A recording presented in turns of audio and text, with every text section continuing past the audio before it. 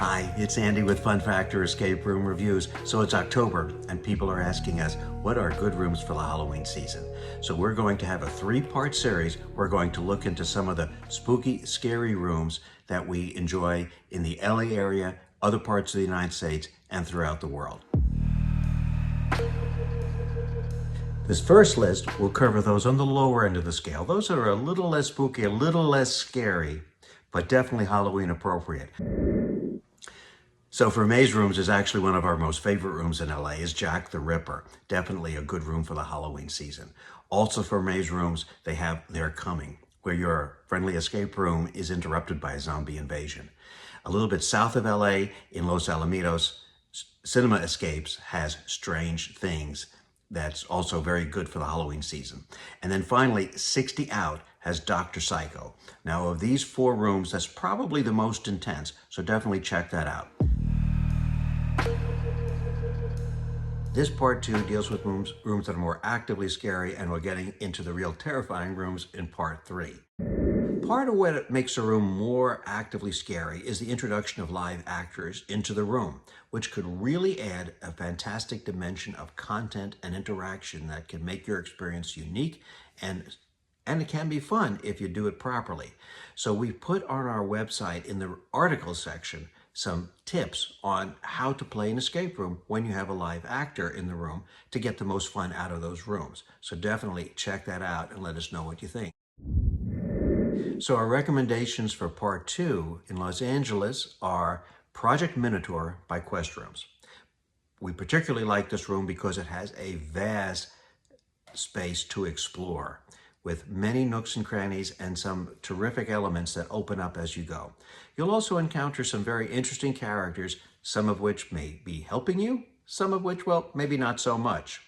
Anyway, it is definitely a room lighter on puzzles, but still very heavy on fun because of the immersive experience and the fantastic scenario that Quest Room puts you through. So we recommend that room. It can be booked by 2 to 8. We think about 4 is a very good number for that room. So you can read more details about that in our full review that's online. The next room we can recommend is in Las Vegas this time, and is called the Asylum Playtime by Lost Games. Also, they provided us with a fantastic set. You check yourself into the asylum and get to explore various components of the asylum and to figure out how to make your way out again. But along the way, you will meet some interesting characters, and Lost Games gives us some really cool puzzles of varied dimensions to play, as well as a cool way of interacting with the set and picking up additional content. So we recommend that room. But check out our full review that's in the article we posted for part 2 of Halloween Rooms. We published on our website part 3 of our spooky and scary rooms appropriate for the Halloween season. Part 1 dealt with some of our recommendations for some of the more passively scary rooms. Part 2 amped it up a little bit with some more that were actively scary. But now part 3, we're going to deal with some of the ones that we found the most terrifying, but in a good way that we enjoyed. So amongst the rooms that we found pretty scary, that are definitely not for everyone, but we really enjoyed them, not just because they were particularly scary, but because the content of the puzzles and of the immersion were well integrated with the scare factor. The rooms that we particularly enjoy and can recommend in that league or happen to all be in Europe. The first room we'd recommend is called Asylum, and it's by a company called Crematorium, and they're in Barcelona. It's a very new room. It has a vast space, I recall about 400 square meters, and they do a terrific job using lighting. In other words, they will direct you where you're going to go by having light only available in certain areas. Now, some escape rooms use the technique of separating the teams, and sometimes the escape rooms decide how to separate the teams. Asylum by Crematorium had an interesting way of letting the teams decide how they were going to separate, if in fact they were.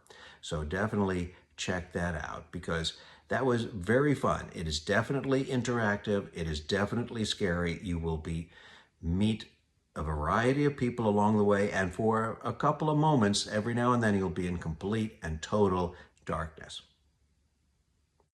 And of course, you can read more about that in the full article online. The next room we'd like to recommend that we had a good time being actively scared is by Dark Park, a good company in the Netherlands, and their room called The End. This is a probably questionable scenario in terms of American sensibilities, but the scenario, the set, the progression of the puzzles, and how the story was told is fantastic. And so we had a terrific time doing it. Now the group will be separated at certain points of time for not that long, and that decision will be made by the group in terms of how you want to go one way or the other way. There will be considerable darkness at some points as well, but there'll be puzzles to solve along the way. The room is recommended for 3 or more. They let us do it with 2, and they had an interesting way of working out the game mechanics in one place where 3 people were needed. Anyway, we recommend that, and you should read more about that in the full article online. Now, our third room is back in Barcelona, this one by Escape Barcelona, and it's called Akasha the Tomb Hunter. This is a fantastic set with a good workout as you go through various levels of exploring this archaeological dig to see if the rumors about Akasha, the first vampire, are true. And if you happen to awake her, then you may have to figure out a strategy to outwit Akasha and get yourselves to safety. The puzzles are varied and it's very dynamic, and Escape Barcelona gives you some very cinematic moments for your group to achieve the exploration and then hopefully its escape. So that's part 3 of our 3-part article on spooky scary rooms for Halloween. So be sure to like or heart our content. If you go on our website, you can subscribe and get notifications when we put out new material. So please do so. Let us know what you think and have fun.